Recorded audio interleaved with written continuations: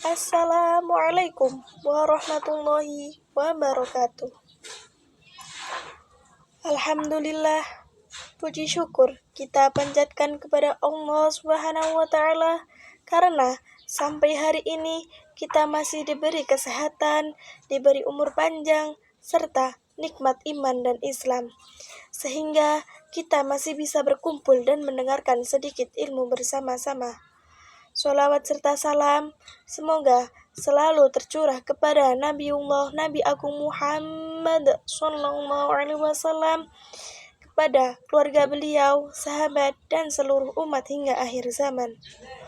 Teman-teman dan hadirin yang dirahmati Allah, pada kesempatan kali ini saya ingin menyampaikan sedikit kultum tentang kurban. Kalau kita mendengar kata kurban, biasanya yang langsung terbayang adalah suasana Idul Adha, sapi, kambing yang sedang disembelih di masjid. Lalu, pembagian daging kepada masyarakat. Memang benar, kurban identik dengan menyembelih hewan, tetapi sebenarnya makna kurban jauh lebih dalam daripada itu.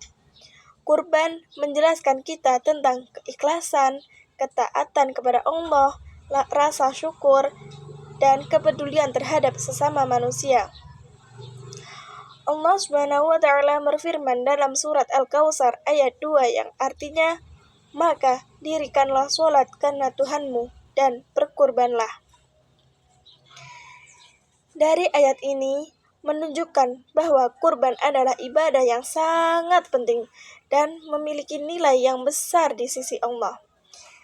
Teman-teman sekalian, kalau kita membahas tentang kurban, tentu kita akan teringat dengan kisah Nabi Ibrahim alaihissalam dan putranya Nabi Ismail alaihissalam. Kisah ini menjadi awal mula adanya ibadah kurban yang kita lakukan sampai sekarang. Pada suatu hari, Nabi Ibrahim mendapat perintah dari Allah Subhanahu wa Ta'ala melalui mimpi untuk menyembelih putranya sendiri, Nabi Ismail alaihissalam. Bisa dibayangkan betapa berat ujian tersebut. Nabi Ismail adalah anak yang sangat beliau sayangi dan sudah lama dinantikan kehadirannya. Sebagai seorang ayah, tentu Nabi Ibrahim merasa sedih dan berat menjalankan perintah itu. Tetapi karena rasa taat dan cintanya kepada Allah Subhanahu wa Ta'ala sangat besar, Nabi Ibrahim tetap menjalankan perintah tersebut. Hebatnya lagi, Nabi Ismail juga menerima keputusan itu dengan penuh kesabaran dan penuh keikhlasan. Dalam Al-Quran, Nabi Ismail berkata, "Wahai ayahku, lakukanlah apa yang diperintahkan Allah kepadamu. Insya Allah, engkau akan mendapatiku termasuk orang-orang yang sabar."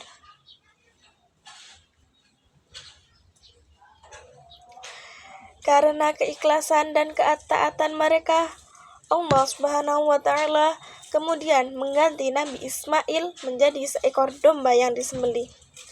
Dari kisah itu, kita bisa mengambil banyak pelajaran penting. Yang pertama adalah tentang ketaatan kepada Allah. Kadang dalam hidup kita juga diuji dengan hal-hal yang berat. Misalnya, harus memilih antara kesenangan pribadi atau menjalankan kewajiban. Sebagai seorang muslim, kita harus belajar untuk tetap mendahulukan perintah Allah walaupun terkadang tidak mudah. Yang kedua adalah tentang keikhlasan dalam berkurban. Kita diajarkan untuk rela mengeluarkan sebagian harta kita miliki demi mencari ridha Allah Subhanahu wa Ta'ala. Yang penting sebenarnya bukan besar atau kecilnya hewan kurban, tetapi niat dan ketulusan hati kita. Allah Subhanahu wa Ta'ala berfirman dalam surat Al-Hajj ayat 37 yang artinya, daging dan darah hewan kurban itu tidak akan sampai kepada Allah, tetapi yang sampai kepadanya adalah ketakwaan kalian. Artinya, Allah tidak melihat seberapa mahal hewan kurban kita, tetapi Allah melihat keikhlasan dan ketakwaan kita.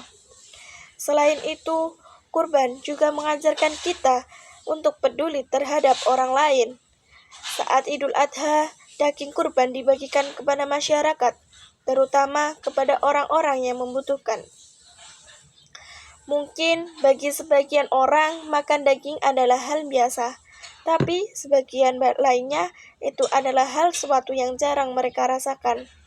Karena itulah kurban menjadi bentuk kepedulian dan kebersamaan dalam Islam. Teman-teman yang dirahmati Allah,